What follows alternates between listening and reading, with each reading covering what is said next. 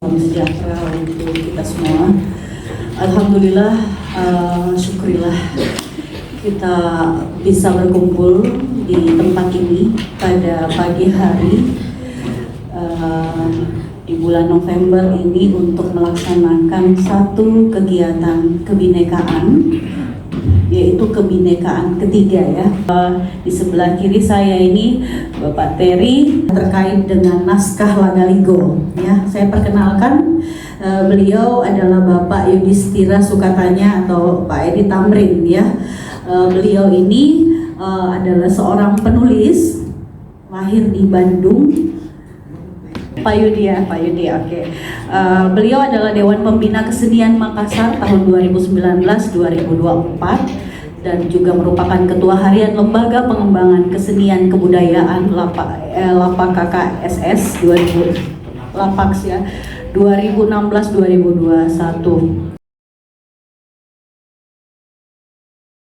Pendapat ini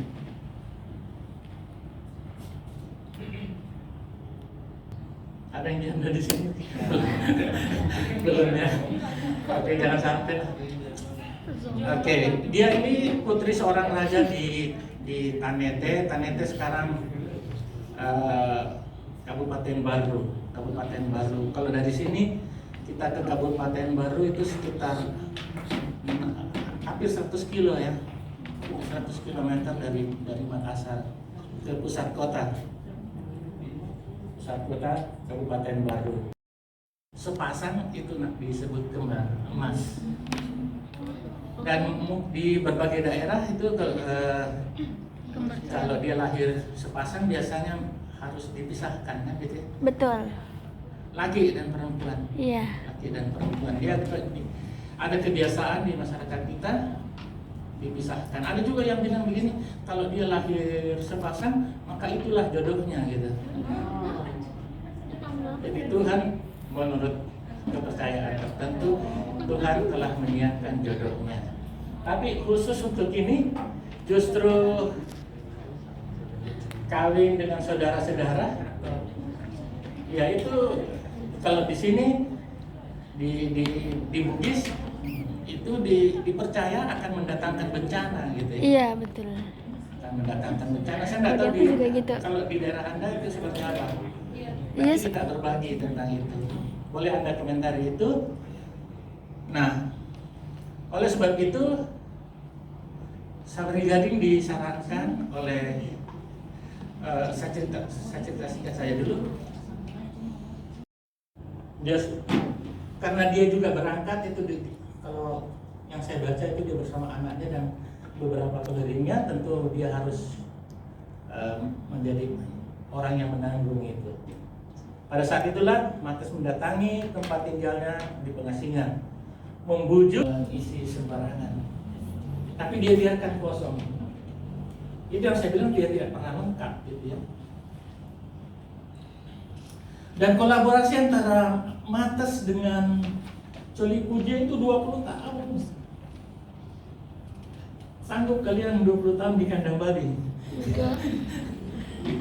Luar biasa. Jadi kalau di Aceh ada Cut Nyadin yang hebat luar biasa.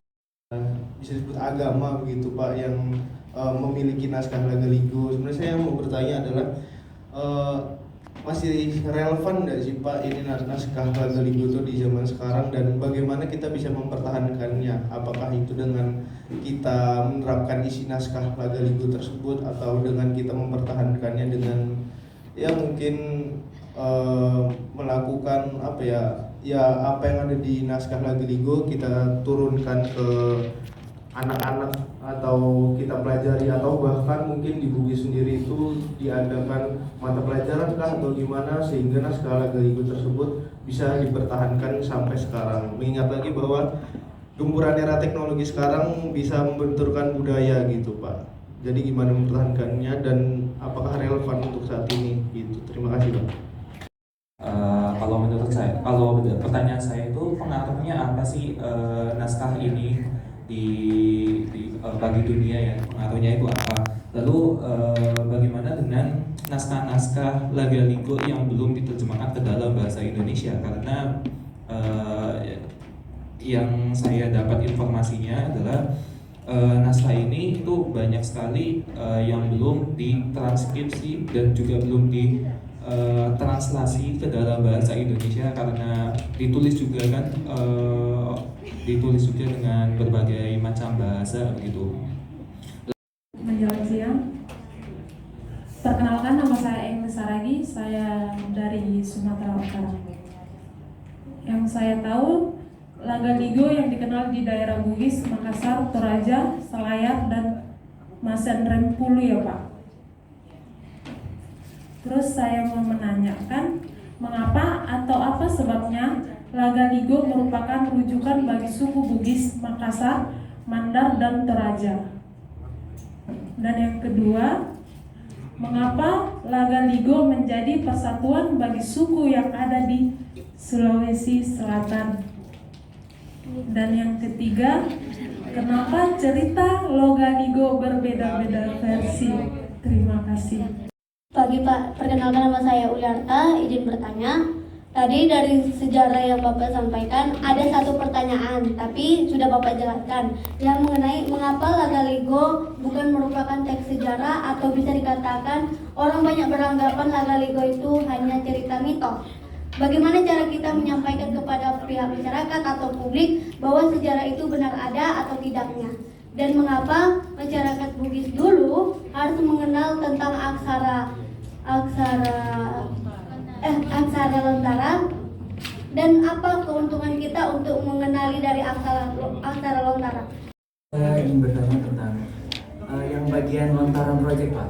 Jadi di situ kan saya mau bertanya kepada Bapak bagaimana pendapat Bapak dan solusi Bapak untuk memberitahu kepada generasi muda, karena sekarang itu kita ketahui bahwa generasi muda itu gampang terpengaruh oleh teknologi.